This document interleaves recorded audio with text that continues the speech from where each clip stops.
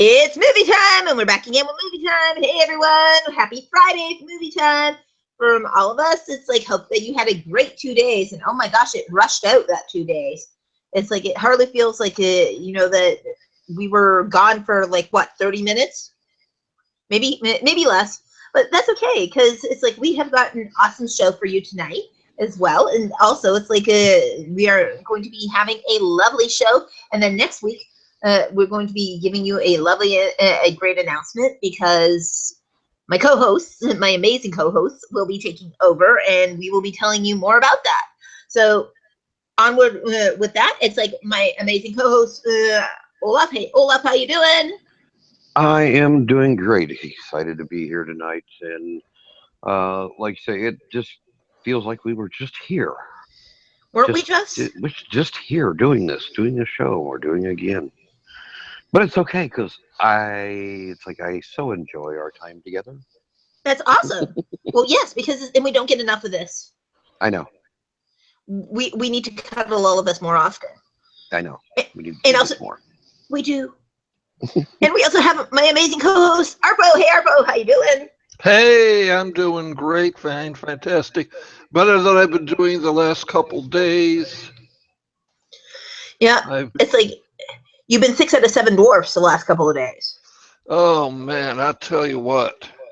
The only one I wasn't was dark. There you go. Because if I was dark, I'd probably have been feeling a lot better, a lot faster. But I am feeling better tonight after only one dose of the amazing Echinacea. echinacea. I told you echinacea works. It's good stuff. It is, and you know what? It'll just like clear it right on out. It Yeah. doesn't work that well for me, but it does help. Oh yeah. You know what you want to add to it? Golden seal. Ah. So it's like when echinacea isn't working quite as well, where echinacea is the I won't let you bind me, I won't let you attach to me. It's like golden seal is the I won't let you come back. Oh, Okay. That and zinc you want to add into there too. I also have something here that is clearly marked as you see non-drowsy. Yes. This is for daytime use because it will not put you to. There you go. Shh. Arpo's sleeping. Yeah. Don't wake the Arpo. It's like, wake up, Arpo! And Grayson It's is like, wake up, Olaf. leaving our company for a week. Ah, we'll all panic. Yeah. It's kind of like one of those things. It is, she's leaving for a week, and it's like you're going to let the monkeys run the show. And to make things worse, she's taking one of our shows away from us tonight. So we'll have to come up with something else. That's next okay. Friday. You've got 21 different articles to go through. This is true. I do have plenty of articles to go through. So exciting. And you'll be having a wonderful time. And you're actually going to have a whole day off on Sunday? Mm-hmm. Wow. Out of 365 days of the year, I have one. Wow. One. Of course, now you realize this is after you have one day off after the monkeys have run the show.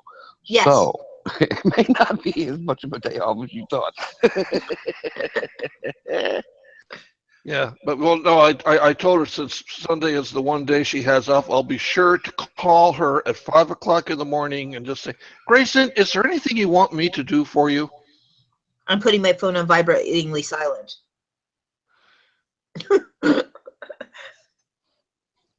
But that's okay. Hey, whatever turns you on. I'm not even going to touch that. Mm-mm. My phone. By the way, in case any of you are wondering, tonight I am munching on a quinoa burger, and Arpo has gotten some nice graham crackers and into his world. And Olaf, you want some of my marshmallows? It's like I have my microphone to munch on. That's it. There you go. Which brings us to tonight, and yes, we have the dark chocolate peanut butter that Olaf, that Arpo is munching on as well. Even though Peanut Butter and Co. will not give us product, I want you all to write to Peanut Butter and Co. and tell them that they need to do more corporate sponsorship. Yes, indeed. Because LeBron, Artsy will, and I will all look very, very angry if they do not do this. Yes. And Well, we love you, White Chocolate Peanut Butter Company. My last conversation with Jennifer on the phone was, she said, if we come up with a new product, I will let you know, and tell me where to send it, and I will send you some. Cool. So. Excellent. That will be Chicago. Yeah, exactly. But yes. Please ship 500 jars to. And thank you for doing this for free. Mm-hmm. Well, they made it. They made it into Walmart. They're in Walmart. So if they're in all the Walmart stores, they can't be that poor. Yeah, they can't be. It's like it may be a mom and pop operation, but it ain't too small of a mom and pop. They're supplying the Walmart stores. Yep, very true. Of course, I think the problem they're dealing with there is that Walmart is not paying them very much. Oh, to be in the stores, because the Walmart prices are. God. Now they'll never be our sponsor. The Walmart prices are much lower than ordering it directly from them online. That said, they have a lot of products online that you cannot get at Walmart. But the quality of the products that you can get, it's like, that whatever you order from them is going to be just awesome. Yes. Very, very true. It's going to be good stuff. It will be. Okay. And also, just as a wonderful thing, we will be getting Carol Joyce coming on very shortly from the Heart Productions to come and interview with us. It's like we are looking forward to that. And Carol Dean from the Heart Productions. So we are looking forward to that coming up as future episodes, as well as also let us not forget that we also have John Reese as well, who's joining us. Yes, he'll be our second to last show. Yes. So we will have a fantastic time with them as well.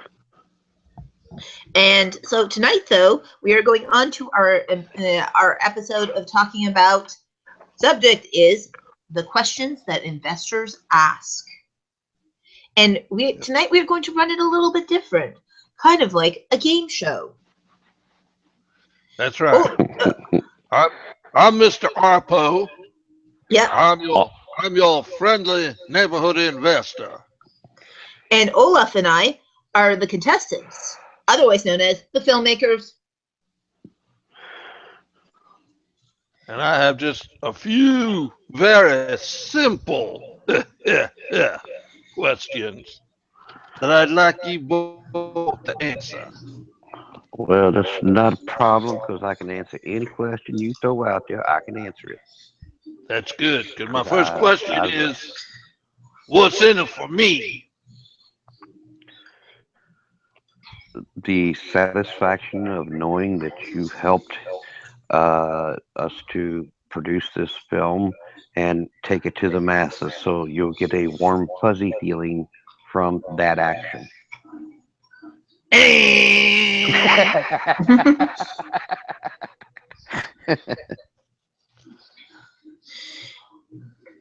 And so you're asking about return on investment, the what's in it for me. Is that correct? Well, obviously, I'm going to give you money. I want something back. Well, as we had mentioned on Wednesday's show, one of the things that you can get back for your return on investment is not only your principal, but you can also get a doubling in percentage, or you can be in for the long term for being our new partner in a long run of being able to be in perpetuity of getting bonus points and back end points on the show, as well as also interest on your investment. Now, if you are part of the way that a 501c3 company is, you can also have the benefit of writing off your investment. And under Bill 181 as well. Right. And so every dollar you invest into it, you not only will you get a return on the money that you invested in, but you also get to take that amount that you have invested off of your taxes, even though you're getting the money back. Mm-hmm. He only knows that because I told him before the show started. Well, investment expert Elliot Grove says about this question.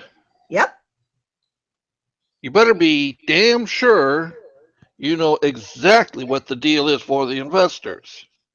By that, I mean, what slice of the cake are they going to receive for the cash that they put into the film?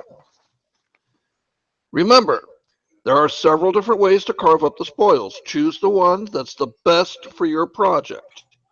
It will mean speaking to your accountant and lawyer, plus any financial advisor you may have on board. My advice would be to keep it really simple. Nearly 10 years ago, I was raising money for a project and chose to do it under a PIC structure, which was painfully time-consuming and expensive to organize. And you know what?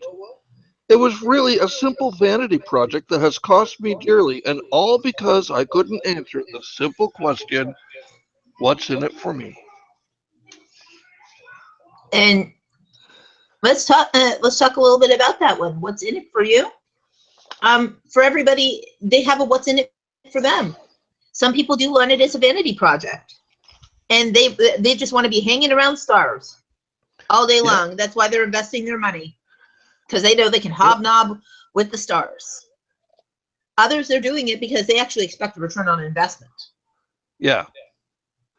And what you need to do is make sure you know how you're going to work that return before they ask that question. Because otherwise, if you're sitting there going humming, the investor's going to be up out the door before he even gets to ask you his next question.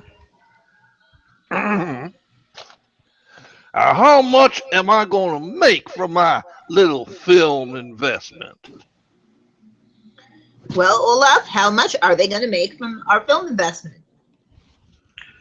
Well, I thought we would that you would get there was a 30% return on your investment.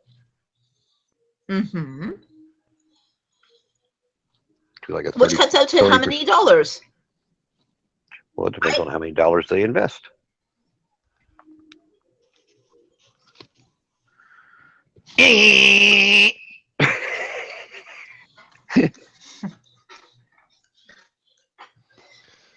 Well, you need to have those hard facts and figures. So when you're talking to an investor, you have to say to them, it's like, well, if you're investing $100,000 into this, you're going to receive $130,000 back on your investment at that point in time, plus percentage points in perpetuity, if that's the way that you will structure the deal. Or if you structure the deal as this is it, we're going to take your $100,000 investment, double it up, and then add interest on you, so that we give you an out marker. Then your $100,000 investment could be worth $250,000 to you in the end. Right. Now, for those of you listening, just so that you know the roles of everybody tonight, it's like Arpo is the investor. I am the filmmaker who has no clue what to do when the investor asks some questions, and Grayson is the one that knows the answers that they're going. It's like knows the answers to the questions they're going to ask. Yeah. Thank you for playing. And actually, but it's a good thing. Why we cast Olaf in the role, cast him in. Mm-hmm.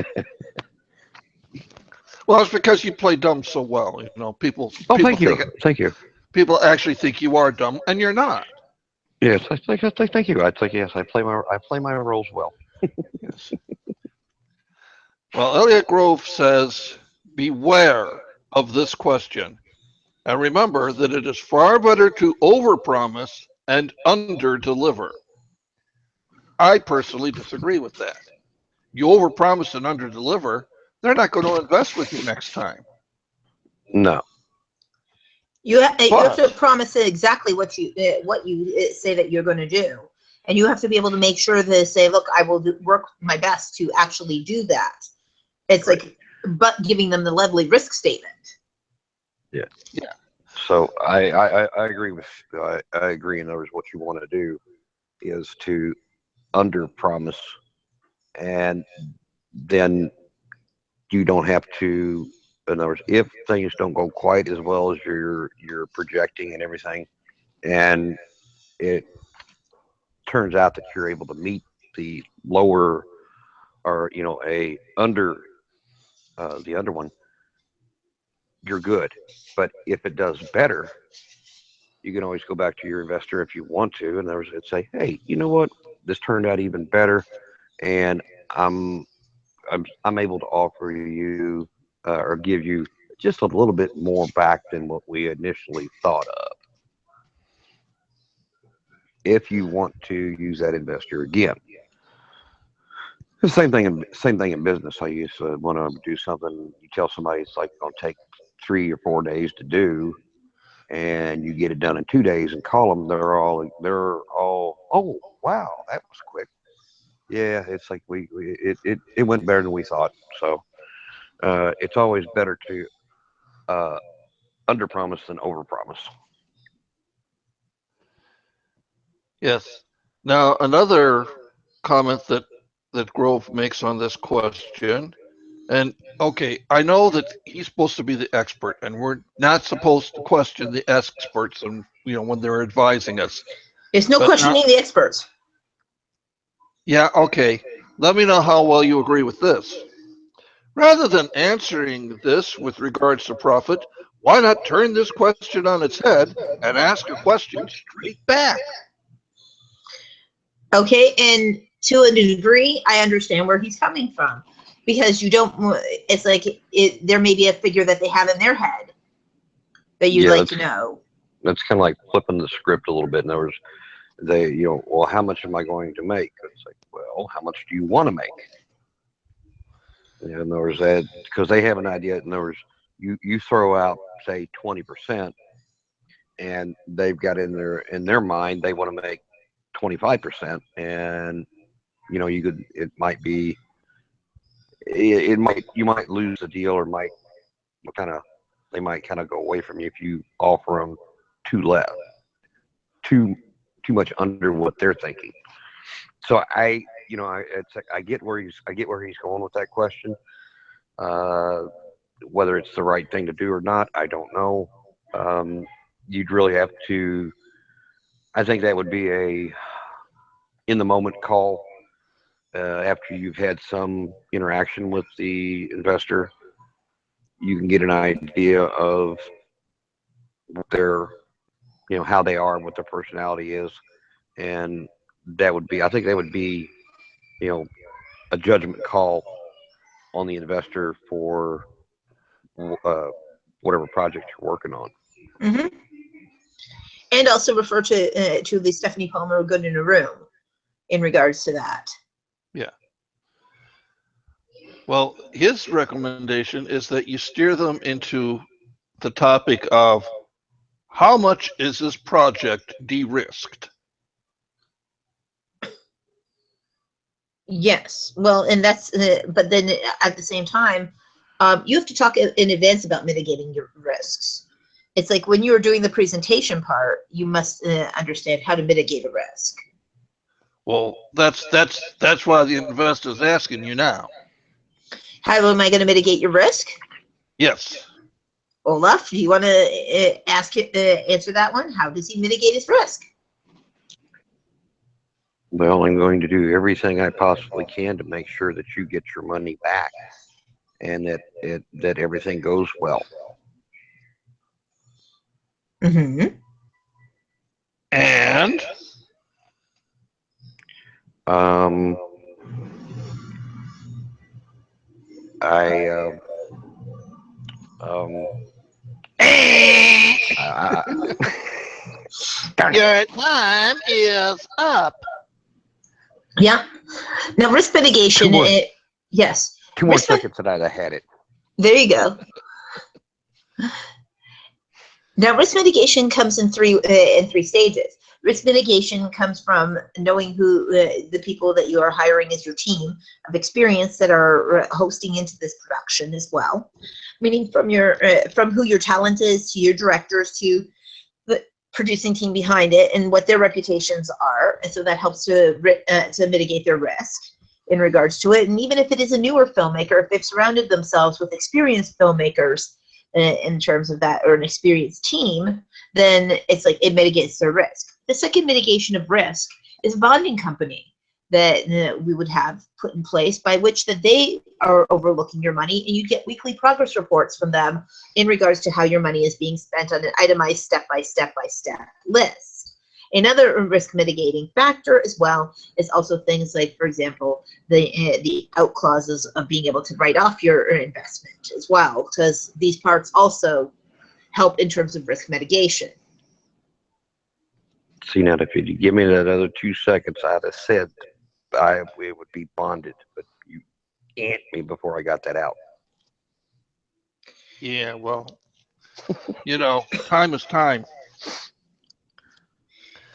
Also, and maybe you weren't aware of this one, Grayson, but if your investor is a British taxpayer, Mm-hmm. you can offer an extremely attractive tax incentive under the Enterprise Investment Scheme.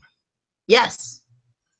It's like and also don't forget, another mitigation of risk is tax credits as well. It's like having the return on from the tax credits, which also at that point in time, using it through that method allows them as well to also receive a partial return on investment right away. Yeah. Then there's the power of genre. He points out that low budget Yes. films need to be genre specific. Yes. It's knowing your target audience, which is exactly why you need the expert team. If you don't know what your target audience is, which we have talked about is a subject matter, if you don't know what your target audience is, how do you expect an investor to actually understand why did you bring me here to the first place on the table? You don't even know who your audience is. Yeah. And number 3, which you pointed out, is the power of talent.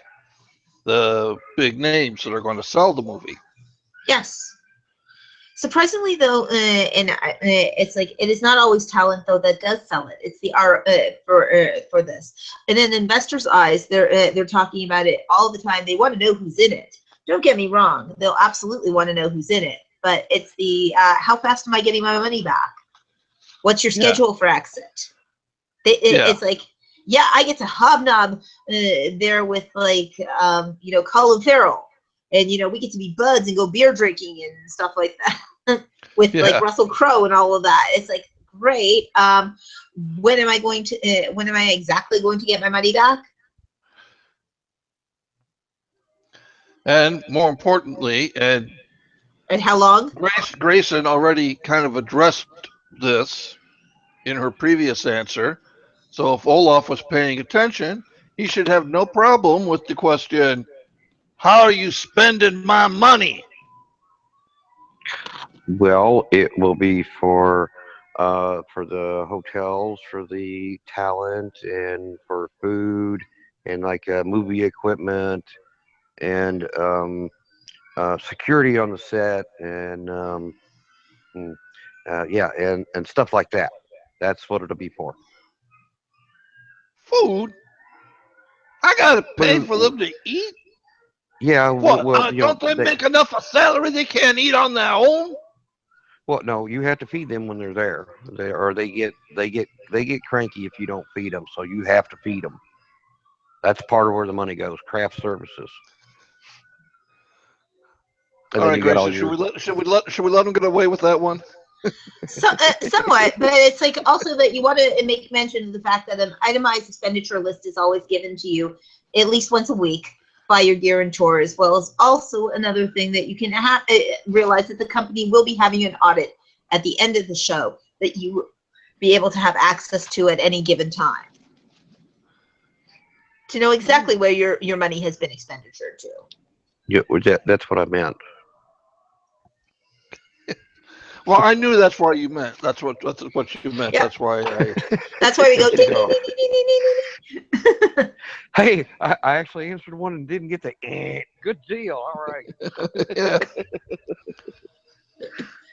And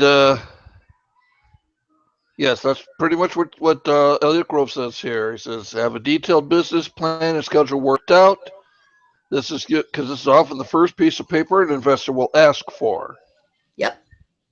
And use industry standard budgets. Don't start inventing your own. Even if your investor has never seen a film budget, the rest of your crew hopefully will have. And you don't want to start confusing your crew, do you? Nope. I know. It could be fun. And also, don't forget then that what you have is your budget done by an experienced line producer. And then they are worth their weight in gold. An experienced line producer will develop a budget for you that is A, realistic, and B, also able to be brought through industry standards. Or production manager, a Canadian version of that. Yeah. All right. Well, then answer me this. What is your film really about? Go for it, Olaf. Well, it is about the the human condition and fighting the disease and hunger. That's what it's about. Okay, I'm going to give him points for that because at least Yep. he didn't say it's about 98 minutes long. Yep. and at least he also didn't use what somebody else had told one of the filmmakers one time. And it has really compelling characters. And it's really, really super interesting. It's like, okay, what's the story about? You have to clearly have an elevator 30-second pitch of what your movie is all about. I was Have your log gonna line say, in your head. yeah, I was going to say it's about a boy and his dog, but I decided to go a different route. There you go. Yeah, the boy and his dog. It's like, yeah, okay, and it has really exciting characters, and it's got all of this dialogue and stuff, and it's like a lot of action, and it's like, and your investor sitting there going, okay, I have no clue what this story is. Can I walk out now? Mm-hmm. It's like, no, you better have your log lines ready in your elevator pitch ready. That's right. Let them know what exactly the show is all about. That's right. And you better be able to do it on a moment's notice. Passing reunion, elevator pitch. Go. Elevator pitch. It's about a person who, after 30 years of doing great, lives as an environmentalist who comes back for her 30-year reunion, hoping that what happens is that their classmates have grown up, changed just as she has, and only to discover that things are not, that sometimes it's better to leave home behind, because after all, after the summer of love ends, it can sometimes be the time of your life. Good. And it was 30 seconds. Yes. That puts you one up on Catherine, by the way, because you remember when she was on, her 30-second elevator pitch ended up being like 2 minutes long. Yes, but it can be 2 minutes as long as it's absolutely compelling to them. If they would have wanted to know more, it's like we could. If you're on an elevator in the Empire State Building, Yes. And elevator pitch, what did she say? It's like dealing with a UN interpreter who, on the night of his bachelor party, inadvertently rescues a human trafficking victim from a club and brings him back to. Bringing him back to to his place next morning, doesn't realize what he's done, and it's dealing with his friends and all of them helping out this girl. So basically, a UN interpreter and a Serbian immigrant are definitely having a bad day. Right. Well, mine's easy. Yes. It's about a boy and his dog, how much fun they have during the day and the night. And well, mine's about this guy, and he meets this girl, and then he falls in love with her. He gets the girl, and then he loses her. She goes away, and he loses the girl. But then he decides to follow her, and he gets her back. The end. And in between, there's a whole bunch of like secondary characters doing funny stuff. It's like it's like when you're dealing with it, it's like you got to have it sharp and right to the point. And it's like, no, Catherine did it right for her elevator pitch. And also, it's like doing an elevator pitch. Basically, what you're trying to do is you're trying to entice them to ask you more details. Yeah. And if you can, and also as well, you want to make sure that it's like absolutely 100% that when you are doing that, know the subject of your film.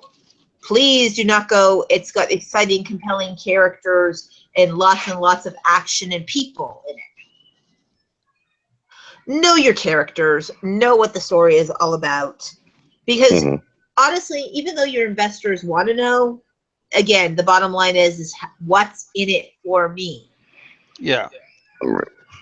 And as Elliot Grove points out here, the odds are if the investor is thinking about investing, he already pretty much knows what the movie is about. Yeah, just wants what to know that he you do. wants to know is how, what's the real message of your movie that you're trying to get across. Right. Yes. And if your elevator pitch is right, it will entice him to ask more questions and engage you a little bit more of what the movie's actually about. So, like I said, that's one of the key things is getting your elevator pitch right. Yes. So that it tweaks his interest enough to go, well, what about this or this? And then you can go into a little bit more detail. But like I said, you've got to get their attention, tweak their interest, and get them really interested and excited about your project in that 30 seconds. Yep.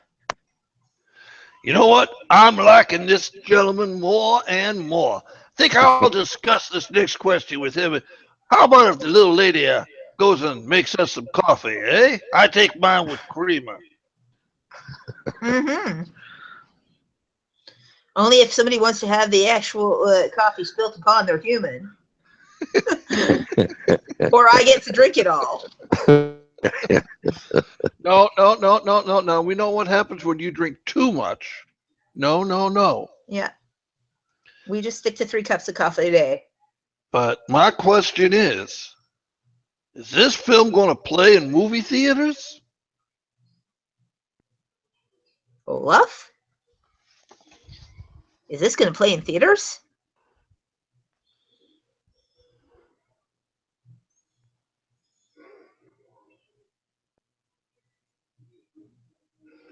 Well?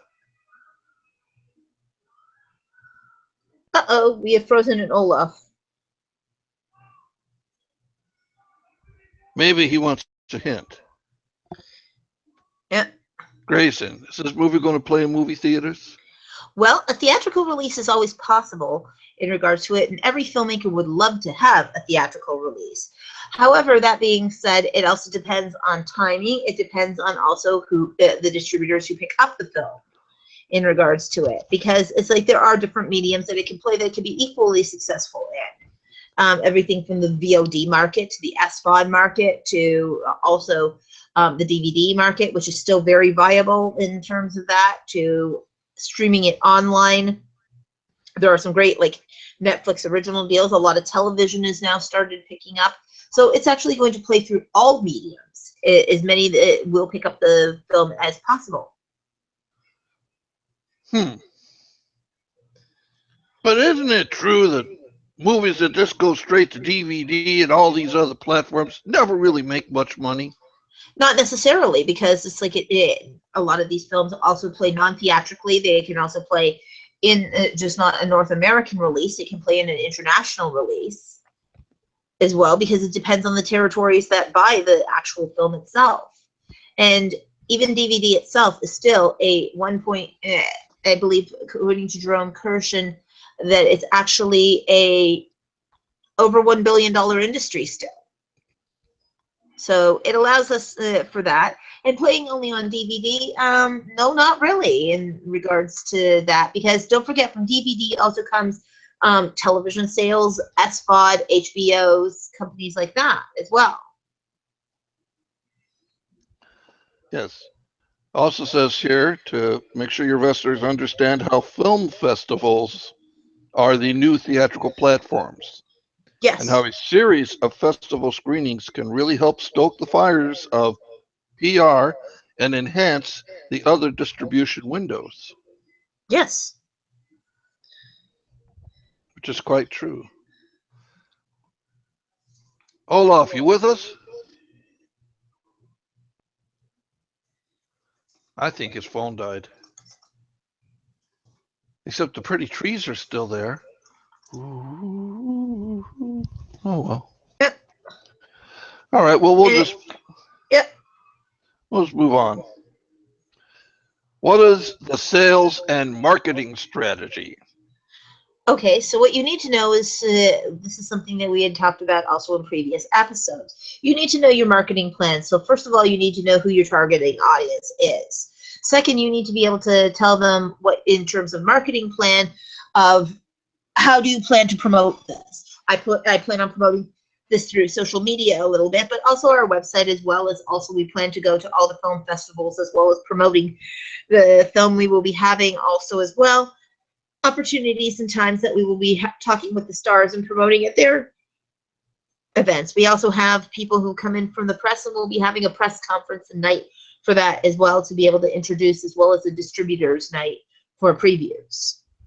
You also want to be able to talk about, in terms of your marketing plan, of, since my target audience is 35 to 50-year-olds, it's like, well, then I'm going to be targeting places like Facebook and Pinterest and specific sites that would be of interest to them, of 35 to 50 in those categories. It's like, I will not obviously go to places, it's like, as well as we would also target through mediums such as radio, television, and standardized mediums. Right. And for that, we would use a healthy P&A budget, print and advertising budget, to be able to do that. Right. Which is all very good if your investor understands how the film business works. Well, That's the tricky thing about this question, is sometimes what you did was pretty much give a tutorial yes. of, this is how this all goes about. Mm-hmm. And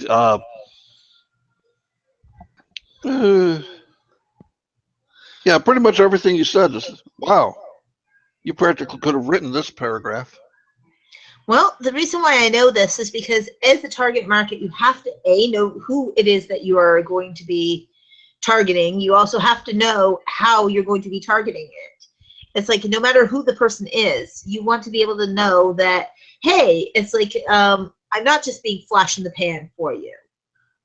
Yeah. It's like, I am being absolutely, like, I am telling you, I know who I'm going to be doing it, how I'm going to be targeting them, what kind of campaigns, and also understanding that you have to, no, sometimes your investor does not understand about film. If your investor is film savvy, in terms of that, they'll ask you, what, in terms of your marketing plan, like, what's your P&A budget? Yeah. For this film. And the marvelous thing about having all that at your fingertips is that automatically mitigates the risk on your film a little bit more. Yes. Because if you don't know who it is that you're selling it to, why on earth do you want somebody to invest into it? Yes. You're not ready for that. That's why it's important to know upfront what your strategies are going to be, because they're going to want to know, and that knowledge is going to make them more comfortable about investing with you. Yes. So also, yes. I was going to say, it can't be stressed enough. You probably, you've heard it on here week after week after week. Know your marketing and strategy plan before you go into the meeting. Yes. And also, if you have any pre-sales as well, that's also another mitigator of risk as well for a lot of investors. They want to know that they've also had you've had some luck with pre-sales, So then that way that they know, okay, somebody actually is also going to be enjoying this movie. Yeah, yeah, it's nice, to be able to say, yeah, there's several Asian countries that have already have expressed an interest in having this movie shown. Yes. So, And cover and and covering. Olaf tells me he has been booted and he is trying to get back in. Excellent. But So, yes, that is the best way of being able to do this. mm-hmm. So now this is another one of those tricky questions that you kind of need to know that this one may come at you, because it's what a lot of investors do want to know, and that is, what perks are you offering me as a film investor? Okay, so the incentivizing that you're asking then, it's like obviously the most important incentive is the return on investment to a person who is actually investing into the film, and that is a major perk. One of the other perks are the fact that it's like obviously you'll be able to come and meet the stars, hang out with us over on the set and stuff like that. And obviously, if you would like, with certain investors, they would like to be at any awards or premieres as well to be able to be part of them also.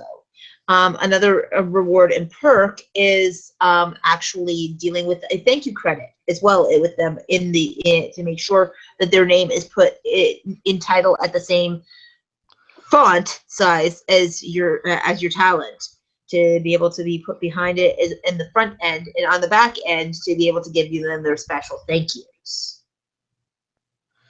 And my daughter is a fine actress. Have you got like just a little tiny part you could put her in? Well, that also depends upon as well the distribution in regards to that. It's like obviously we would be able to be slightly accommodating in regards to that, but we cannot guarantee any sort of major roles. And again, this is also dealing on the director and distributor. We would love to have a chance to talk with your daughter. Yeah, well, I did say tiny, just a little bit part, like one scene cameo. And again, it's like this is all going to depend upon timing and distribution and everything. It's not a one way or the other promise in regards to it. And this is something that also a lot of people have to, and then sometimes what you're going to have to do is, bite the bullet and offer that tiny little part. Because if that's what's going to get your investor to be there, it's like there is a couple of one-liners that can easily be done. And if that's someone important, take it. Okay, it is good. All right. Well, then we shall move on. Nobody that doesn't require calling back. Okay. But the point is that when you're talking about an investor, sometimes they'll say, my girlfriend, my daughter, my son, it's like they've always wanted to act in films. It's like, is there something you can do? Well, you know what? There are ways of being able to do that. Maybe perhaps their son and daughter is very talented, superly talented. Yeah. And you're sitting there going, well, the best thing to do is also say, may I meet your son, daughter, girlfriend, boyfriend, whoever that they want, husband, wife, my uncle. It's like your uncle, the neighbor down the street that you thought was like, the greatest thing since Shakespearean white bread. It's like in Shakespeare or white bread or like whatever that you want to call it. Yeah. It's like in terms of that, it's sometimes what you do is you need to bite the bullet and allow them to come in. And what you could say is like, I would love to take a meeting with them. It doesn't mean that you're committing. What it means is you're taking a meeting. Yeah. At that very point in time. And you know what? They may be surprisingly extremely talented. Yeah. On that part. Worst case scenario, they can always be like, if there's a scene in a coffee shop, they can be a person receiving their coffee and say, thank you. And that's their part in the movie. Yeah, it's like, look, things are always able to be negotiable.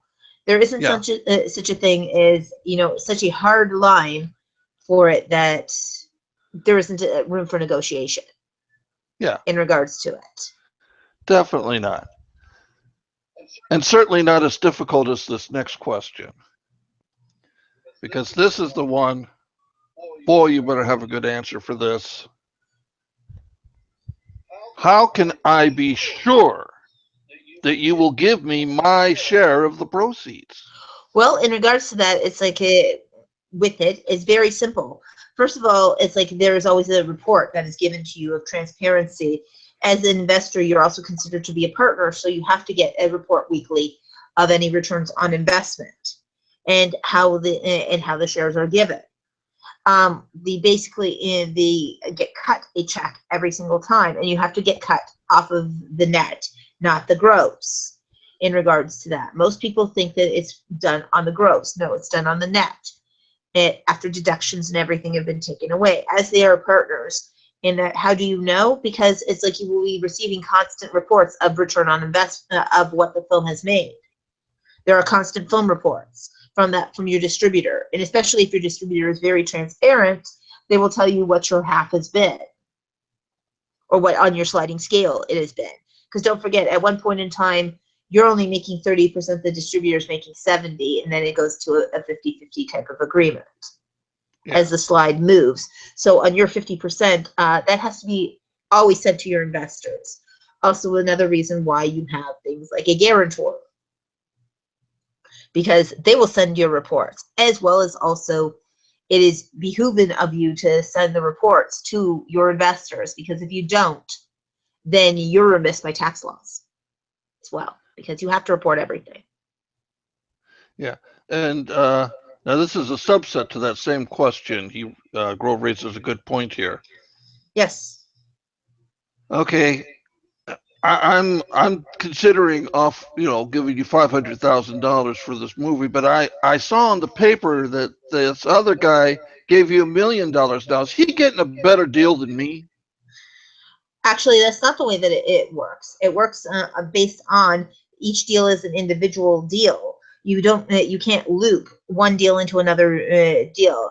He who's getting $1 million, it's like all of the investors to have a percentage of the film project. It is usually doled out equally up to what amount of points that you want to give.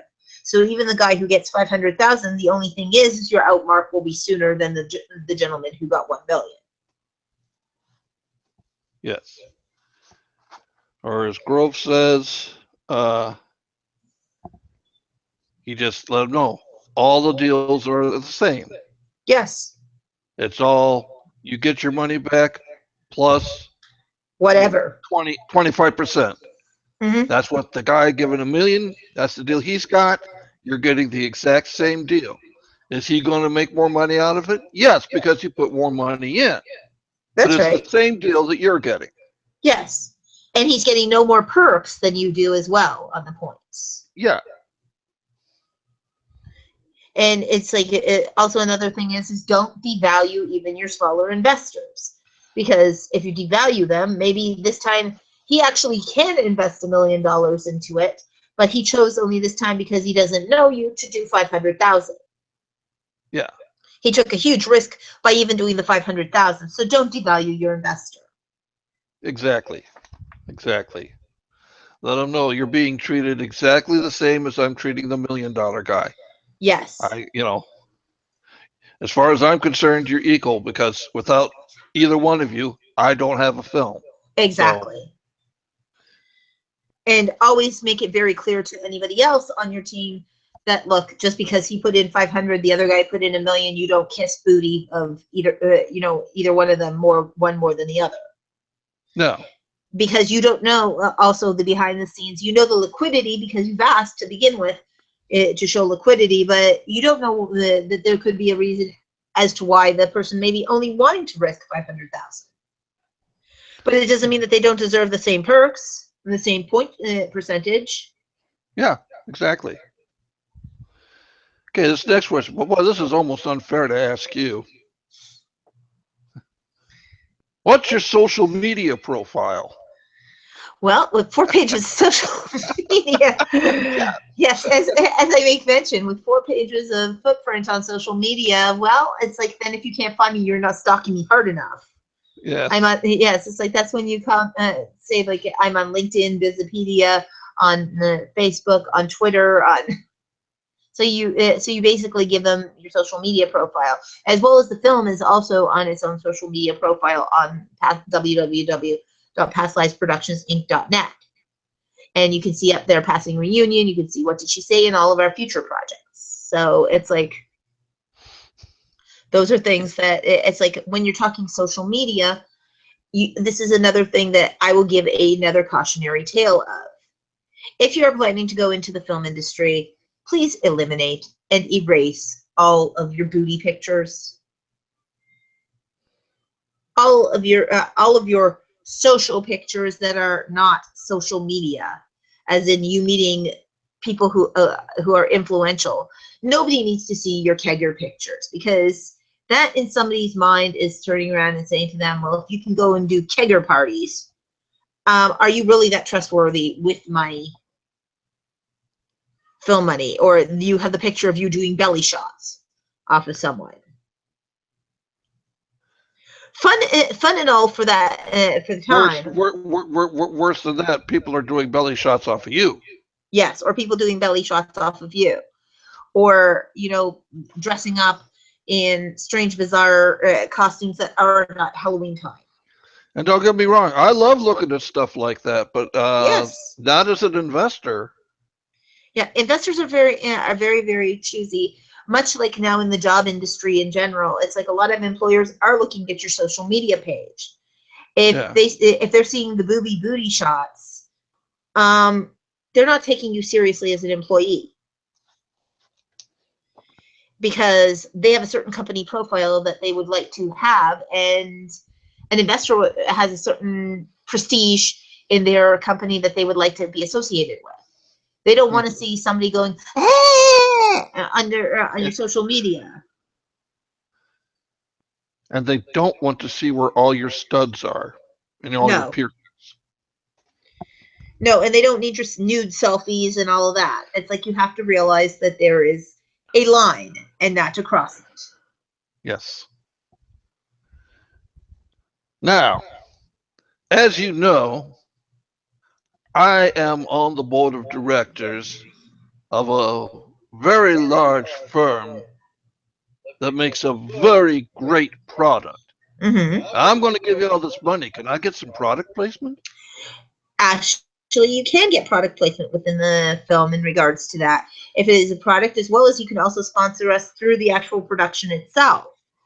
Depending upon the product that it is, it's like if it works naturally with our company, we cannot actually do any guarantees of commercials prior to the film itself, because that's actually a deal with the theaters themselves. I don't know if any of you actually realize that. A lot of those sponsors like Coke and all of that you see those commercials ahead of time and all of that, it's like that actually belongs to the venue that sells off that advertising space. That's not anything to do with the distributor. That's how the movie theater makes money, because they're not getting that big of a cut on the ticket sales. Actually, they get no cut on the ticket sales as concessions, where they're making their money in those advertisings. Yeah. And yeah, okay, maybe they make a small, tiny percentage, yes, but not like what people seem to think. Their big thing is when you buy popcorn, you buy all of that, and you're paying like the $12 box of Smarties. Yeah. That's where they make their money. That's something you could have gotten at the dollar store. And the ginormous $50 drinks that you have in there. And places like the Alamo, where the Alamo Victory, where you can have an entire food menu there. That's where they're getting their money from. Yeah. So let's not fool ourselves. Yes, they do make a ton of money, because normally people who go to the movies, they'll tend to go to the concession stand too. Yeah. And it's standing right there as soon as you get in the door. It's not like as though that they hide it in some corner. Yeah. It pretty much is subliminal advertising going, totally need to do that. So where this is coming in on that is, yes, product placement if it becomes natural to the movie and depending upon the product. If it's something, for example, like you are an investor and you have a brand new cell phone. Well, if that's natural to the film, yes, absolutely, you can do that. It's like have that in the movie. But another thing that you might want to do as an investor in terms of sponsorship to have your product placed, not only do you get a little thank you at the end, but you can also donate it also to production for production purposes. That that you are the official cell phone of the company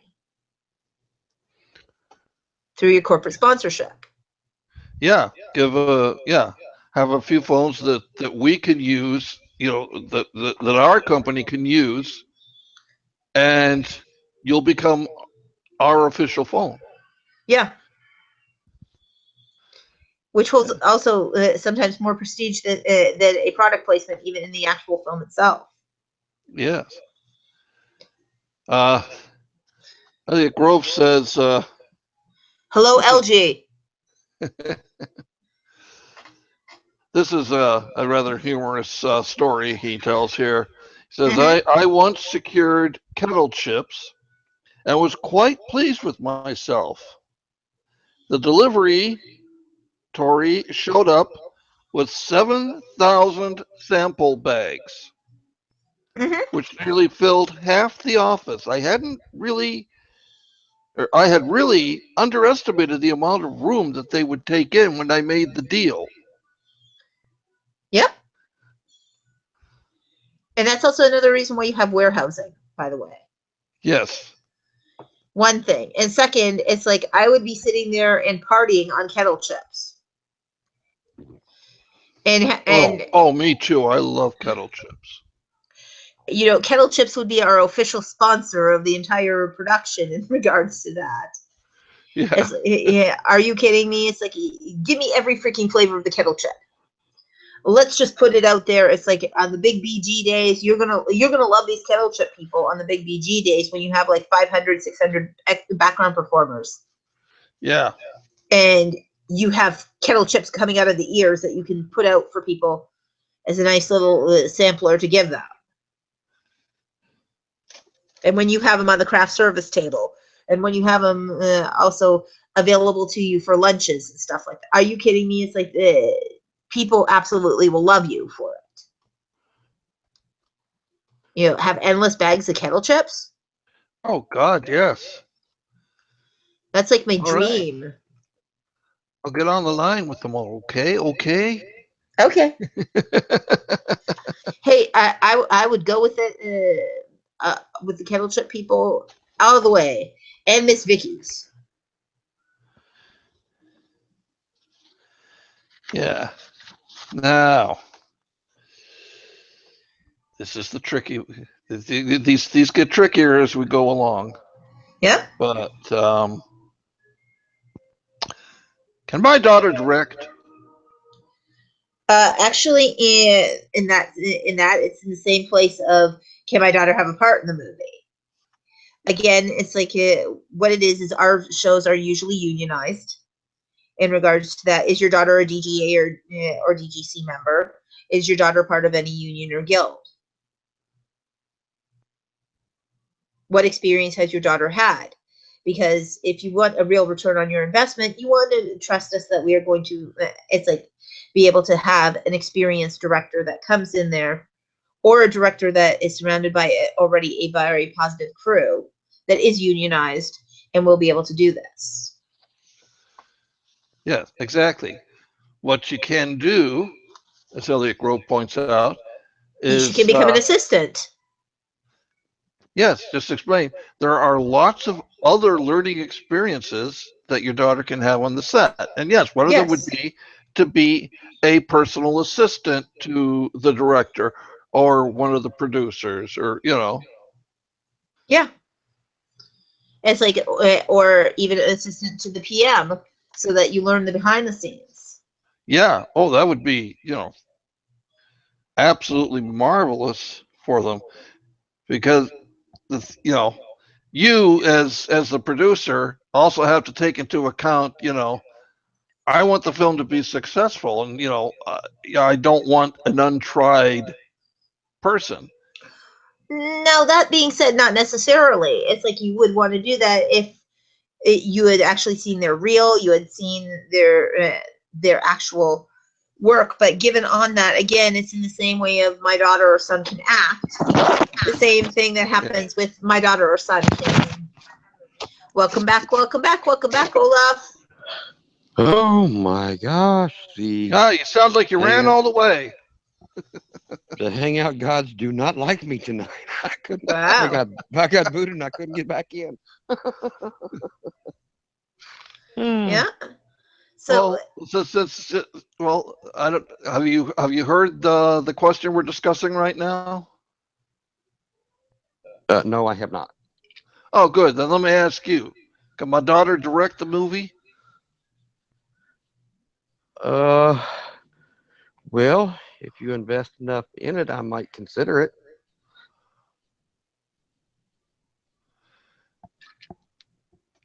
Half and half.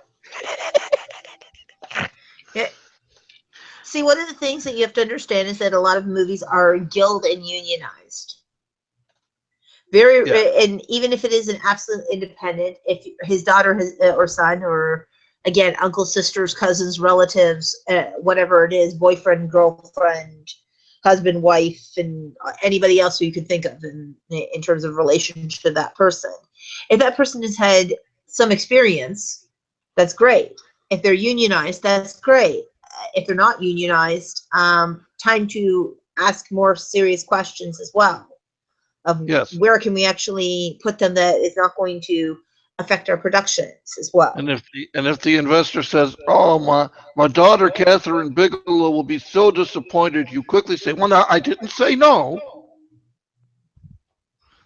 Again, you can ask also the questions that you need to ask is who is the person that he's thinking of, the name or anything like that. Have they done any projects before? Again, it's in the same way that when you have the can my son or daughter or whoever act in this. Yeah. Which brings us to our final question, actually. What else have you done? Olaf? Well, I did a boy and his dog. I did a girl and his cat. And I did there was like a little documentary that I did about the making of a boy and his dog and a girl and his cat, and a couple other things I've done too. Can you point me to the IMDb pages for those? Yeah, it's like it's on the IMDb. It's like a boy and his dog and a girl and her cat. That's the page number, or that's the page. You just type that into the search and it'll pop right up there.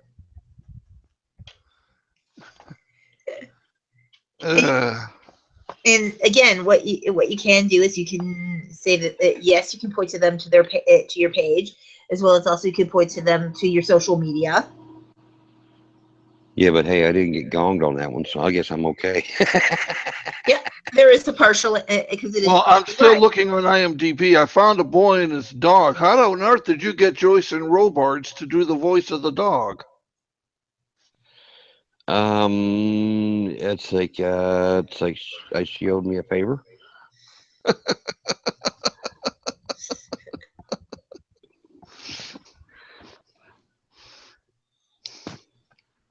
I'm not really supposed to say this, but I had some candid photos that I used against her. Jason Robards is a man, you moron. Now I know you're lying. Now you just lost my money. It's like you racing. You gonna be able to hold on to my money? Wait a minute. Indeed. It's like not in the pictures I took of him.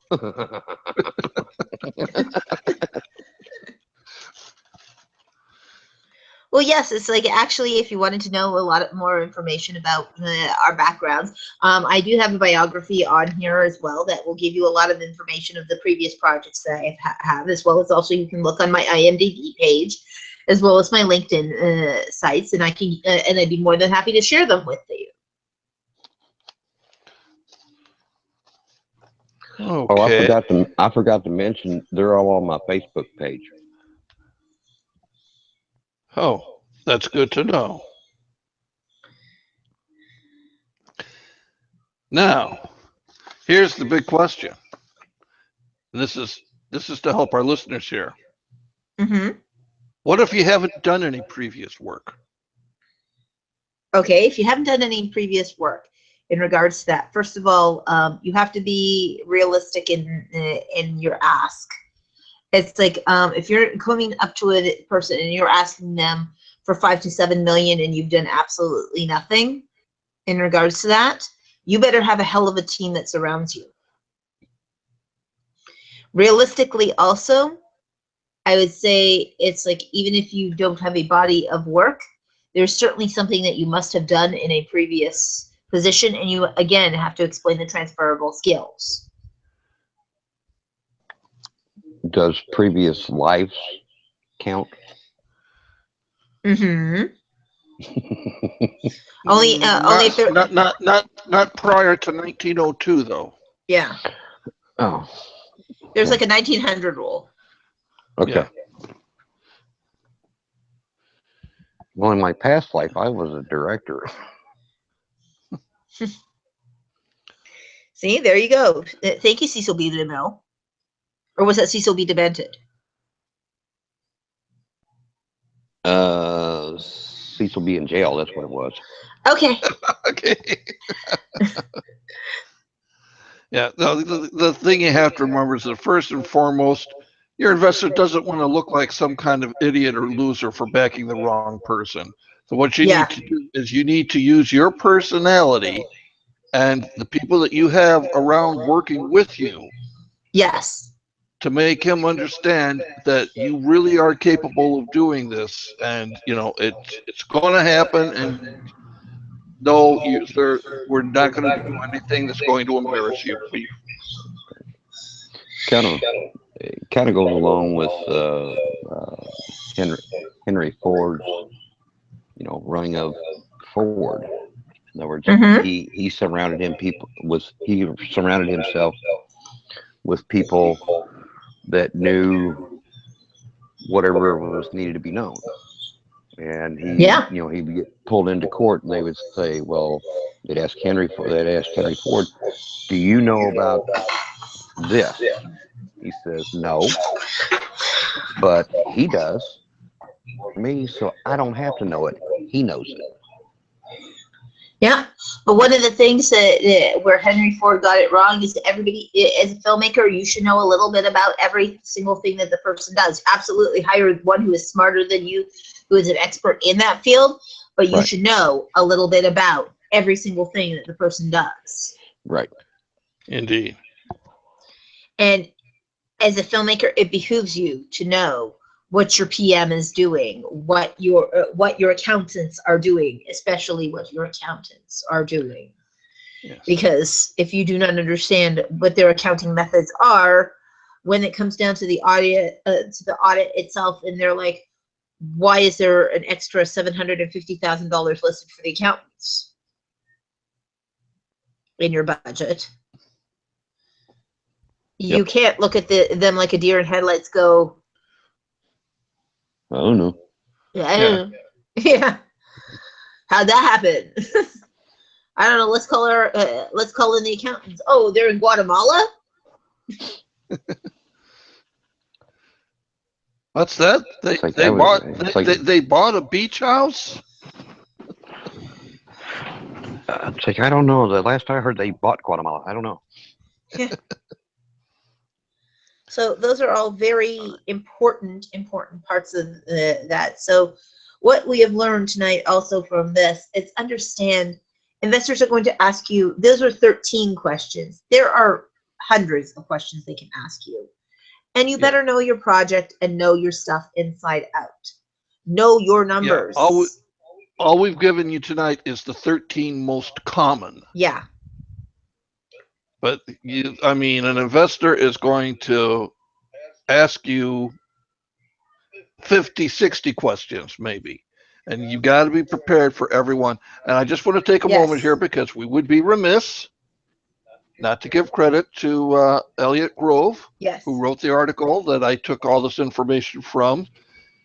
For those of you who are wondering, well, who is he? Well, he's the founder of the Raindance Film Festival and the British Independent Film Awards. He's part of So he's a BAFTA. man. Yeah. He has also published 3 books, and the one that would probably be of most interest to our listeners out there is his book.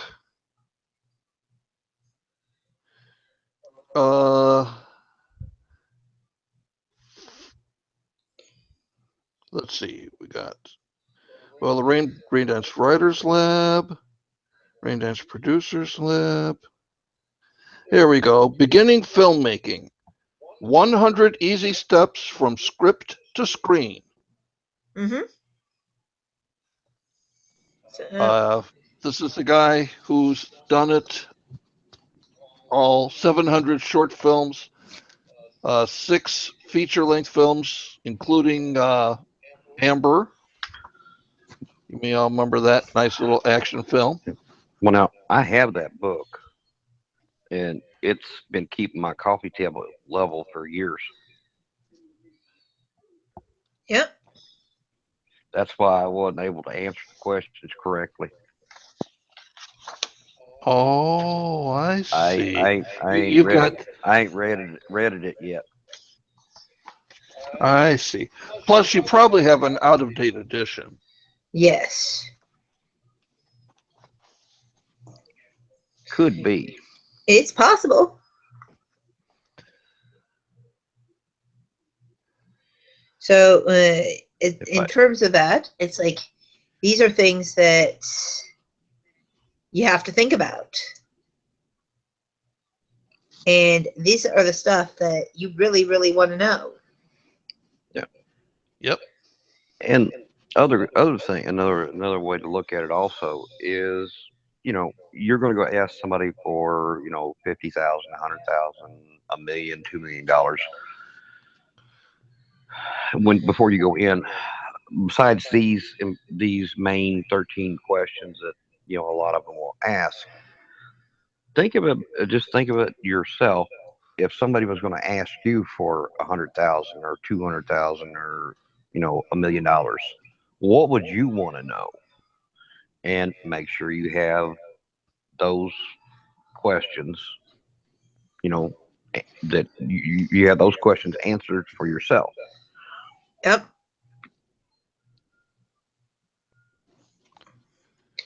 Indeed. So long as you think of something, you can think of any. I'll take you're going to think of all kinds of things like one. Well, if I was going to invest in this, I would want to know this, and I would want to know. I want to know this and this and this, and it's your project, so you should know. You should be able to just, you should have the answer right there. You shouldn't have to think about it. Yep. And that's the biggest thing when you go to meet with investors is you don't want to stutter or you do that, you're sunk. Exactly. Yeah. You want to walk in and say, yes, my project is about a boy and his dog, how he got the dog from the shelter and they bonded and bum, bum, bum, bum, bum, and keep going and what it is.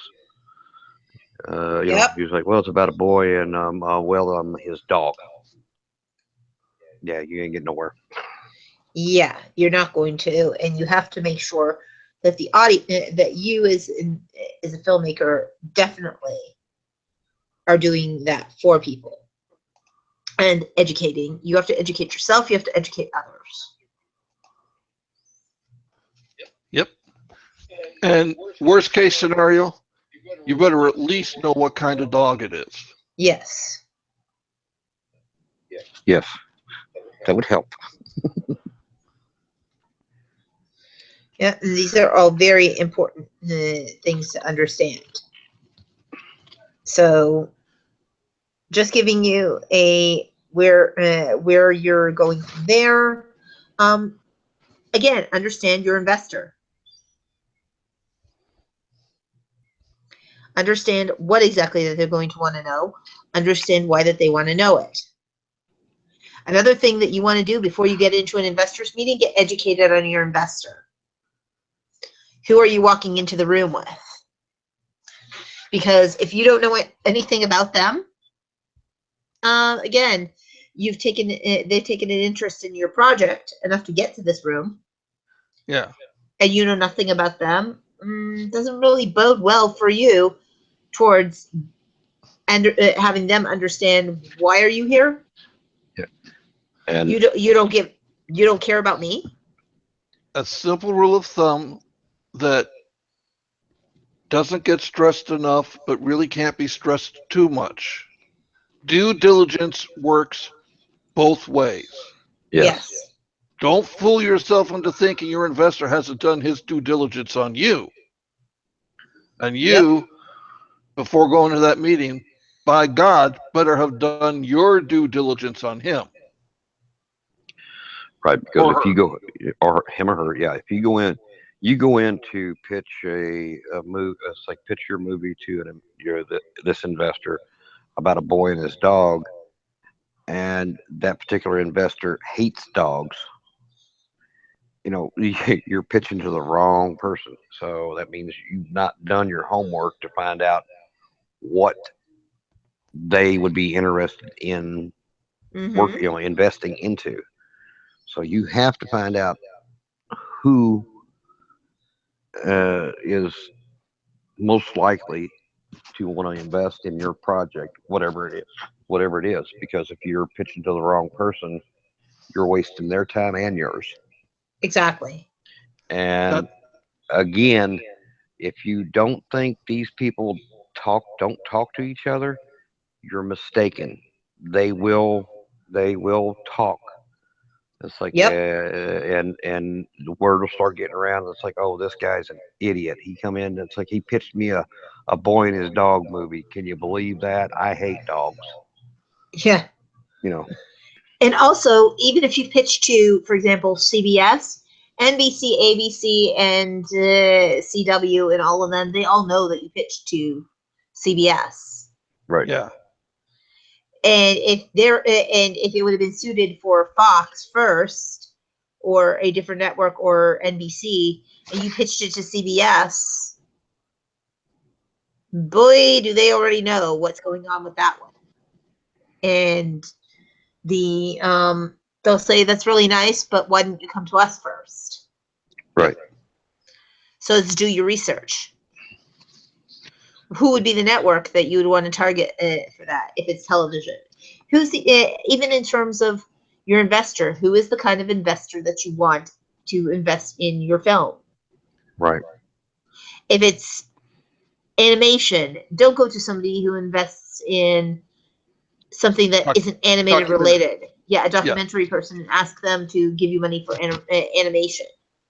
Yeah. They may or may not. Or if it's a genre that you know that the person does not actually dip into. If they hate comedies and you are pitching them a comedy, chances are you're walking out with no money. Or if you walk into Catherine Swan's office and say, I've got this great horror movie, you're going to be out faster than you realize, because she won't touch them. She said so on the interview in regards to that. But it's like, sure, you know what? You may have a brilliant new take on it. And that doesn't mean that she won't look at it. It's like people will look at these projects. But it's also a matter of personal preference. It is. And another thing that's very important, you're looking at someone to invest $500,000. Go online, look them up, see how much they're worth. Find out about them. Yeah, because there are scam people out there, and I know Grayson can tell a horror story herself about one. But we'll just say that there are scam people out there who will try to convince you that they have this money, and they don't. They're just trying to work a scam to get into your finances. Yeah. Yep. And believe me, that it's like that is sadly way too easy to do. Yes, and even if you ask the right questions and everything else, if you don't research and do your due diligence on the person, you can get hooked real quick Yep. and lose Not in a money. nice way. Yeah, Realize, verify everything. But another thing that you also want to do is make sure that you're satisfying the need of what's in it for them. right. When you are walking into any meeting for pitching, for dealing with finance, for any of that, understand the words "what's in it" for that other party. We already know what you already know what you want for you, but Yeah. what's the benefit to them? You have this person and an opportunity to sit there and convince them that this project is meant for them. Well, what's in it for them? Yeah. Why are they supposed to sit down at this table with you? And that really is the single most important thing they want to know. Yeah.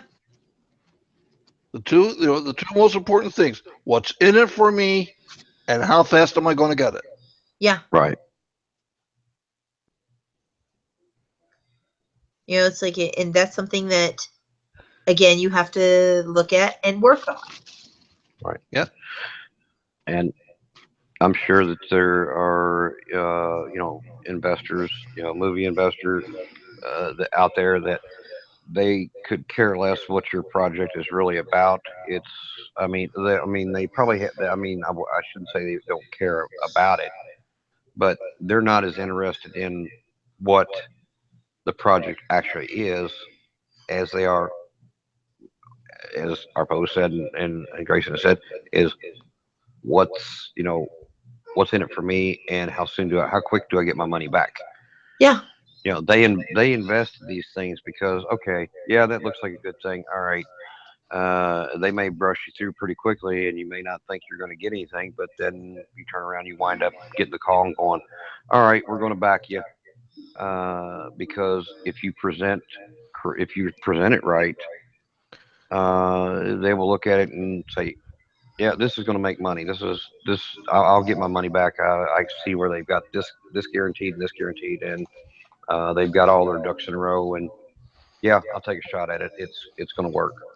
Yes. And now let me ask you two this a question. If you go in, like you said, you go into like Fox or somebody, you go into pitch your project, and when you research them, let's just say it's a horror. You've got Mm-hmm.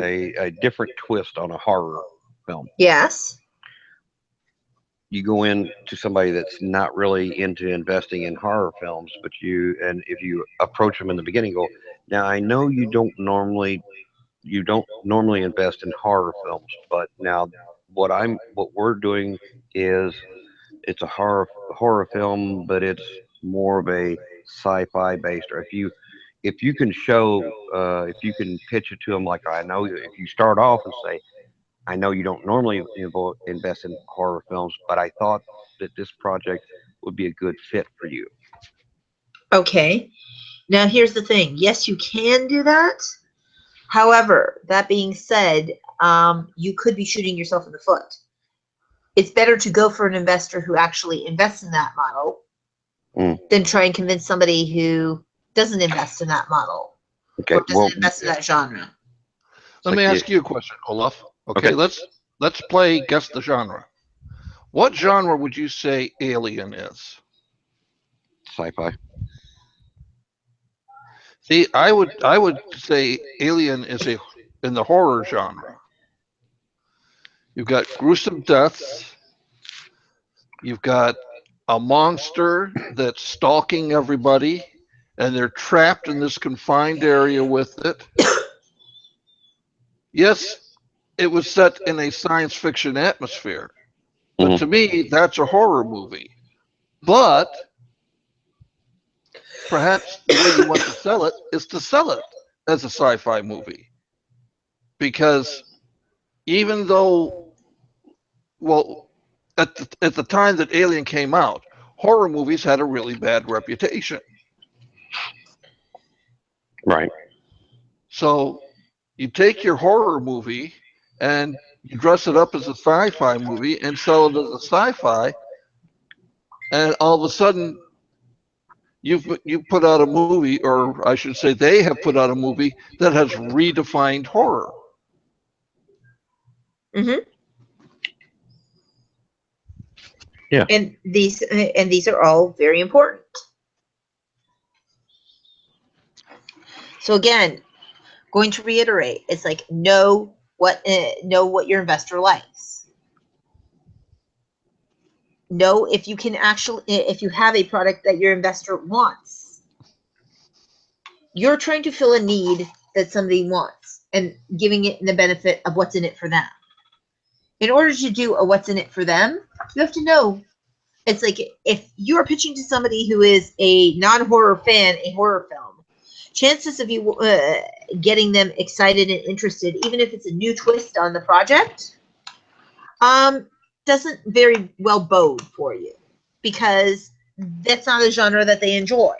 They may make an exception to the rule and take and be slightly interested, but chances are that it's like they're going to be like, well, why am I even in this room at this point in time? Because I've mentioned before, I don't like this kind of project.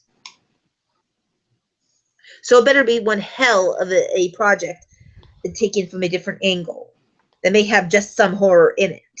Right. Okay. Or if they hate sci-fi, you sell Red Dwarf as a comedy. It's a comedy in a sci-fi setting. Yes, Right. or a fantasy. Yeah. Yeah. You know, it's like because sci-fi and fantasy, two different genres. And yes, I will say that Way too often Kente. get mixed together. It's like, yes, Kente, they are different, Yes. as he probably knows. Oh, wow. Speaking of Kente, we're 42 minutes into the Spotlight's time. Well, and surprise, surprise, ladies and gentlemen, we don't have the spotlight on tonight. Woo! I Now, was worried for a moment there. yeah, Color me shocked. it's like, let me ask you this when you're talking about the genres and everything like that. Yes. So does that mean like the movie Cowboys and Aliens could be pitched as a Western? Yes. Sure. A sci-fi Western? Yes. Yes. It had cowboys. It had Indians. It had rustlers. Aliens. Just happened to also have some aliens. Problem? Yeah. No, I'm just curious. Yeah, it's like, and that's something that you want to know. It's like, Hey, do you want to know the pitch that sold Star Trek to CBS? what? Gene Roddenberry called it Wagon Train to the Stars. Yes. And that's what sold them on it, because Wagon Train was a huge success for them. Uh-huh. He played on their love of Westerns and said, Yes. this is just like a Western, except it just happens in outer space. Excellent. Boom, Star Trek was born. Yep. And it hasn't stopped going since. Yeah, it's like, and it's surprising. So you got so then now that gets you into the just think about it and think about what is available. So in other words, understand that when you're pitching to investors, it's not just only about pitching. It's about making sure that you understand who your investor is, as well as what kind of genres they like. And if you're pitching to somebody who is outside of their genre, if there are elements of another genre in there, try and sneak those in and see if it works.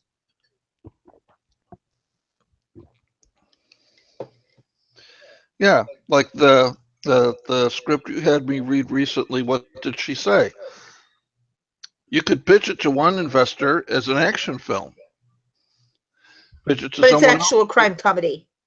Yeah, well, I was going to say you could pitch it to someone else as a comedy. Pitch it to someone else as a love story. Pitch it to someone else as a story about the underworld doing human trafficking and drug trafficking. It is, yes. So crime comedy about It's human trafficking. yeah, Yes, it's correct. but the point is it's all four of those things. Yes.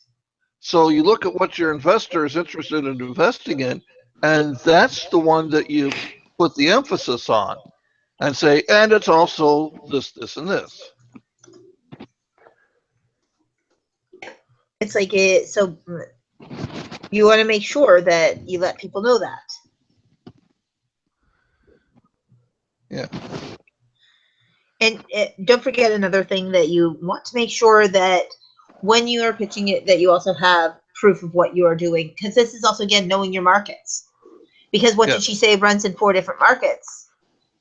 It is a crime comedy dealing on the lighter side of the heavier issue of human trafficking. And then when people sit there and go, I'm sorry, what's so funny about human trafficking? Can I give my answer to that? Everyone said, what's so funny about Auschwitz? And then Roberto Benigni gave us Life is Beautiful, a comedy about a Jewish death camp. Yes. And it worked. Yeah, it's like it's 100% true. And and he was like really brilliant with it. And it won an Oscar. Won 2, actually. One Best Foreign Language Film and one Best Actor. Yep, and Best Director. And Best Director, yeah. So Roberto Benigni, go for it. And like I said, again, it comes to the educated investor and educating yourself about who it is that you're pitching to and how much you're going to have to tell them. Which brings us also to a very interesting segue to our next topic. Speaking of pitching, we had an incredible announcement last week.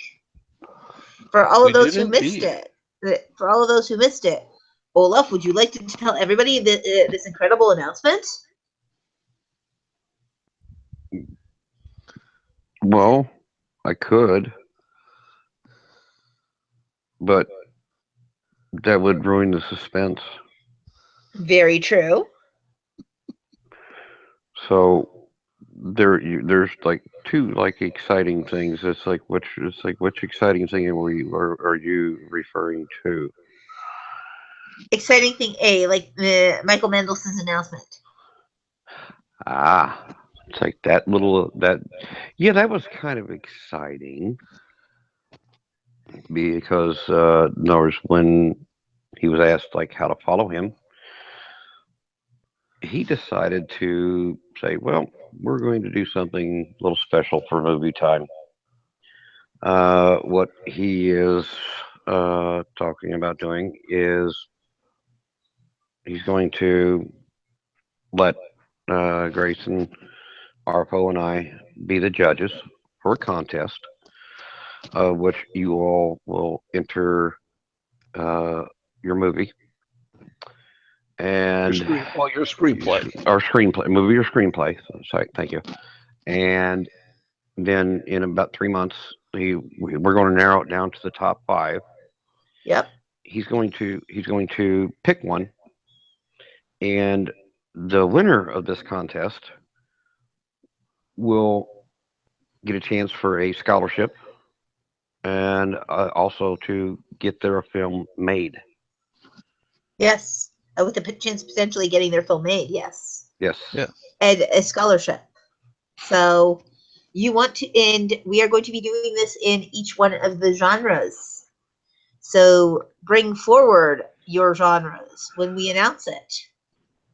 as well as Michael is doing something else. Well, Arpo, would you like to tell the audience what else that he is doing for us?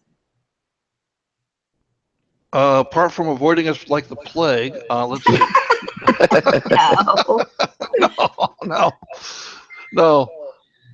Michael has been wonderful with us. He really, really has.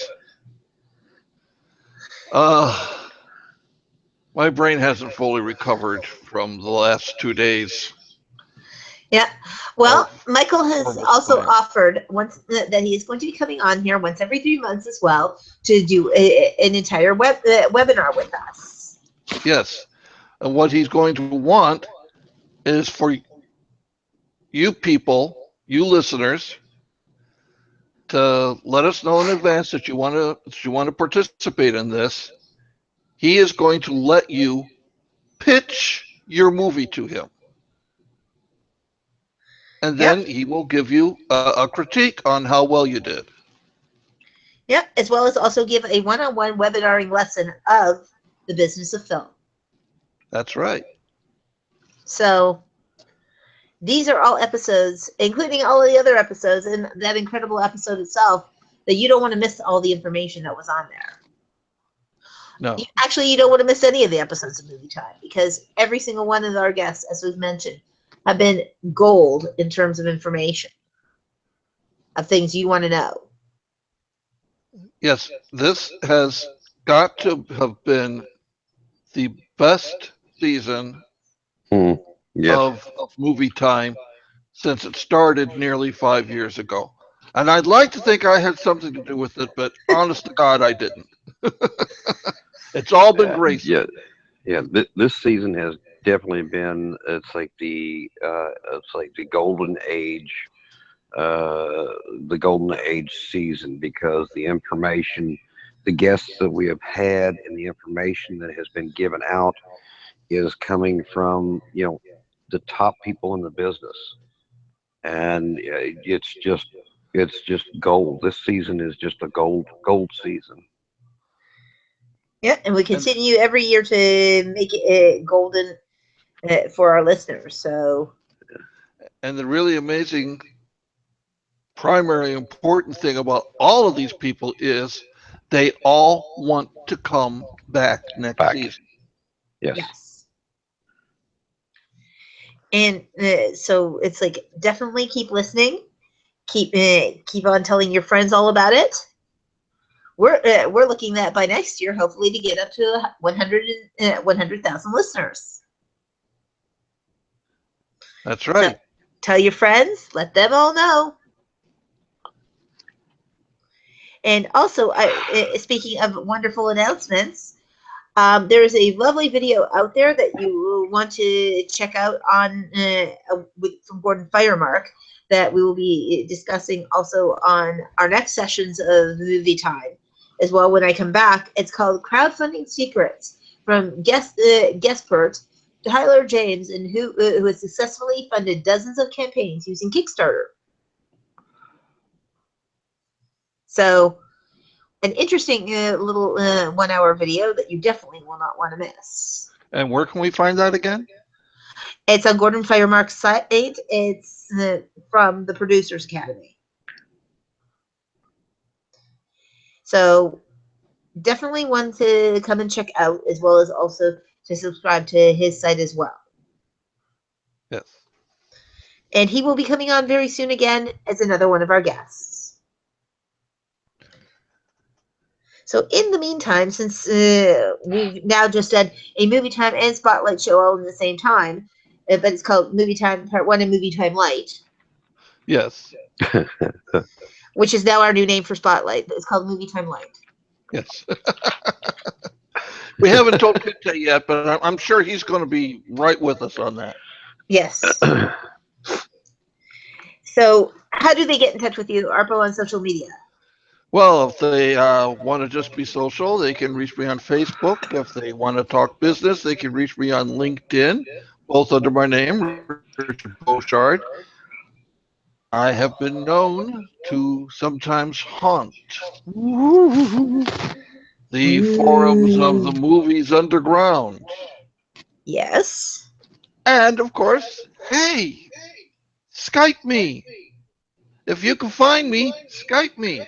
But make sure you tell me you're a fan of Movie Time because I get way too many offers of marriage from Armenian women. And I really think I have found the culprit that started it all. Darn it. I think he's been playing with my computer, haven't you? Darn it. It's like you caught me.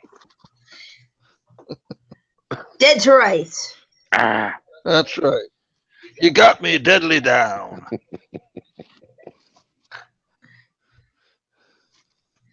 Yeah. And also, Olaf, how do they get you in social media? Well, you can stalk me on both Facebook and Twitter at Olaf Barbosa, but just don't stalk too close because I do get nervous and I do have an itchy trigger finger.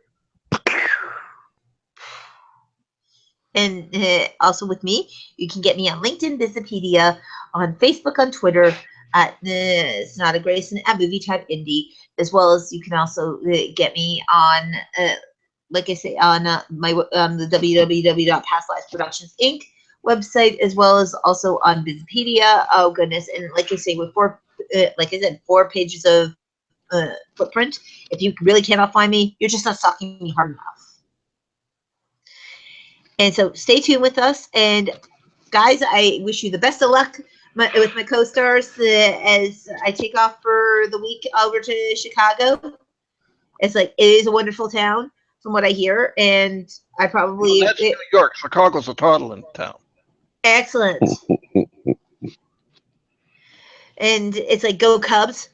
Go Cubbies in Chicago. And we will be seeing you guys really, really soon. And we will be giving you progress of how everything is going in Chicago. Awesome. Such excitement. So See excited. you all next time. Thanks for listening.